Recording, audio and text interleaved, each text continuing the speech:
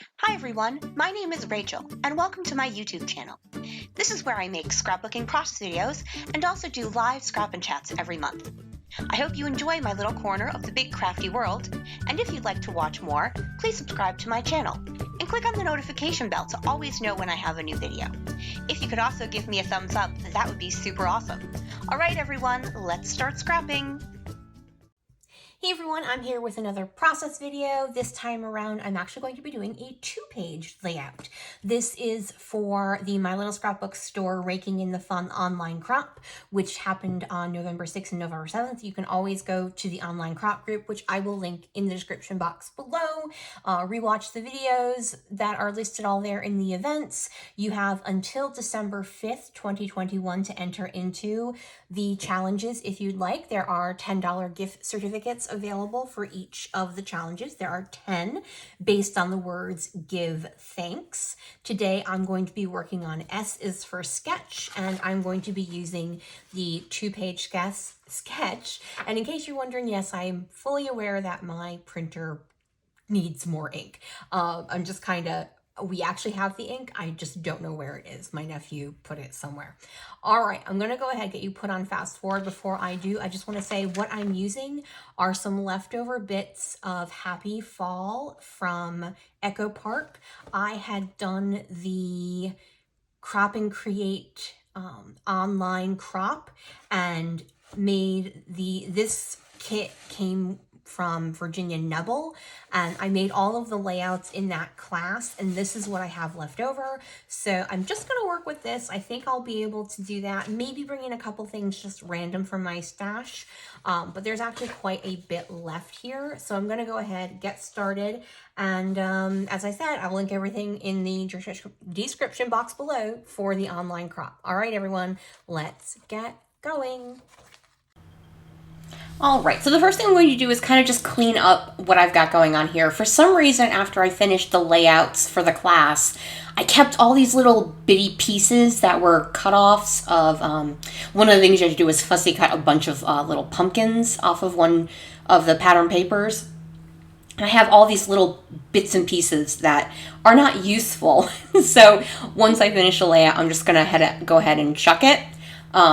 Because they're not any pieces of paper that I can use.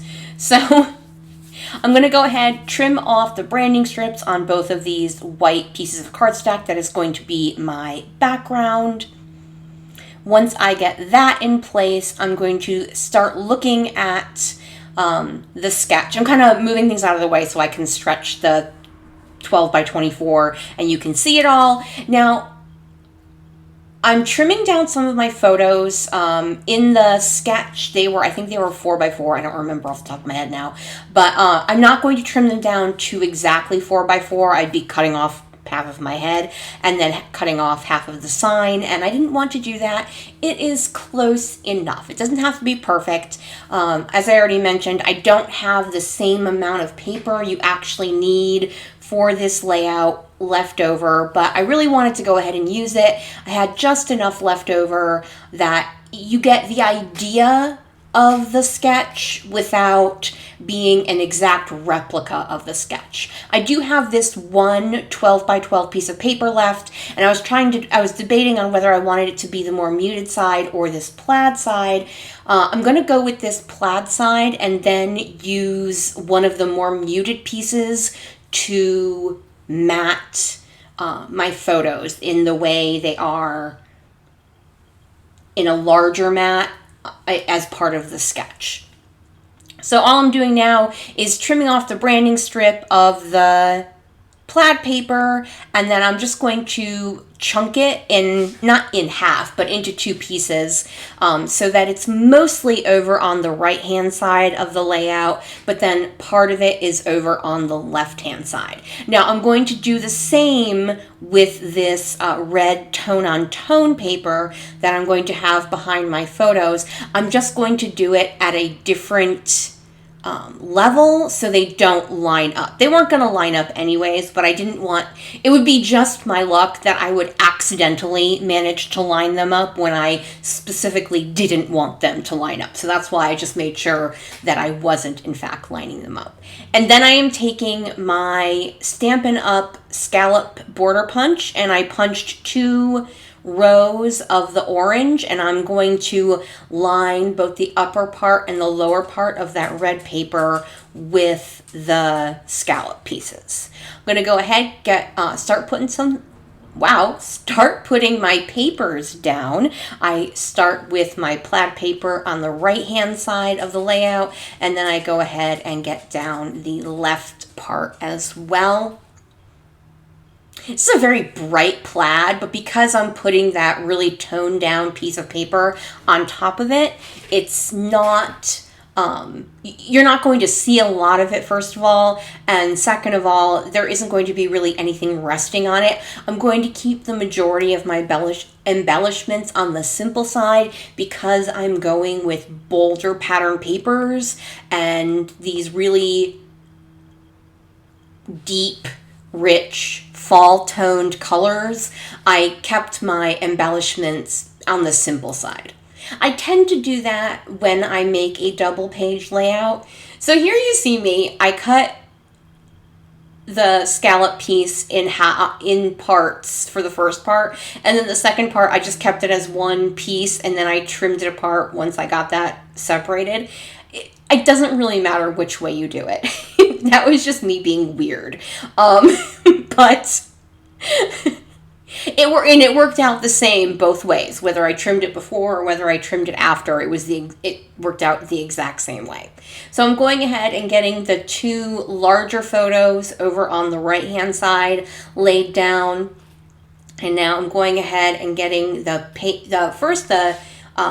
paper lined up, my 2 sides lined up so I can line up the red piece of paper. And now I'm going ahead and getting my 4 smaller photos. Now in the sketch, those photos were slightly different, and that's totally fine.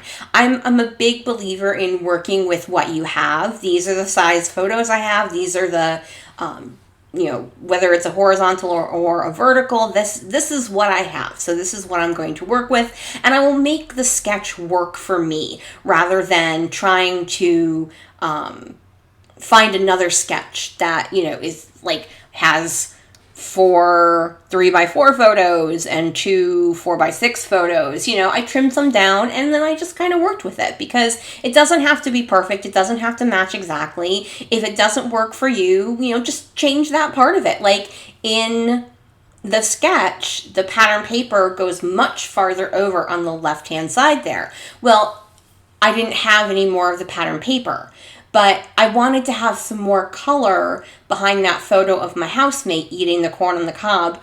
And so I just grabbed a scrap of cardstock and added that. And that's going to be the base for where my title is going to live. Now, I'm looking at certain things. I'm looking at these cut apart cards. I'm looking at the stickers that I have left, trying to think of what I want, if there's something there to use for my title. And one of the things that keeps catching my eye is this phrase on some of the stickers and some of the cut apart sheets that say, fall is in the air. And I'm thinking, I'm at a fair, so it'd be kind of funny to say fall is in the fair. But I couldn't find anything where I could change it. So instead I go over and I grab my Fitzgerald Gold Glitter Alphas, and I'm doing them a little crooked, and then the Simple Stories Color Vibe Alphas. And so I decide to just go with that play on words, fall is in the fair, because we were at a fair and it was fall. And, that's how my brain works. So I'm checking the word thickers that came with this collection, seeing if anything will work. And it wasn't really anything. It was more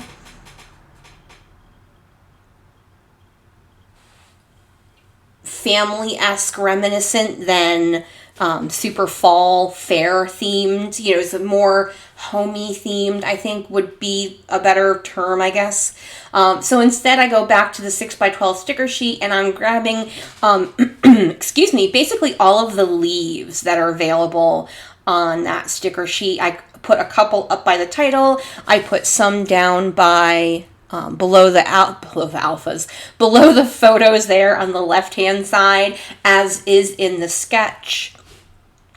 I think there's one more leaf and I was just having trouble getting it off. And I'm kind of poking through all the little bits and pieces I have left, seeing if anything will work. I'm trying to decide on what I'm going to do for my journaling. I have some journaling stickers from Freckled Fawn. I also have this cut apart piece. So all I do is I actually take a scrap of a 3x4 card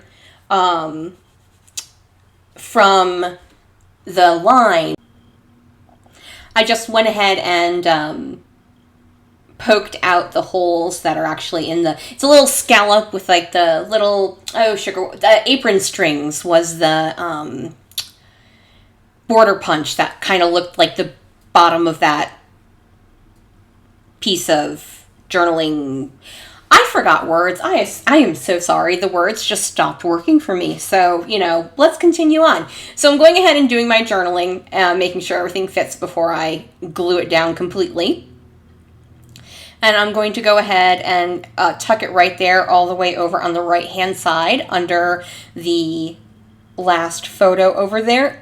And then over the top of that, I'm going to layer a couple of the die cut pieces. One is another tag, and then a cute little phrasey type one. I don't remember what it says off the top of my head. I'm sure y'all can see it yourself. Or you can watch to the end and see the photos. Don't forget, in the description box below, I will put a link to all of the My Little Scrapbook Store online crop group, as well as remind you that you do have until December 5th, 2021 to enter into any of the challenges if you would like. A couple things before I'm finished. I'm going to add some enamel dots in each of my embellishment areas, and then I'm going to finish off with some gold Heidi Swap Color Shine. I'm popping the sketch back up on the screen just to show you what it looks like versus what I have, and it's very, very similar. It's just not exactly the same, and that's totally fine. You work with what you have, and you do what you have to do. All right, everyone, thanks so much for joining me. If you could flick me a thumbs up, that would be super awesome. Have a wonderful day, everyone. Bye!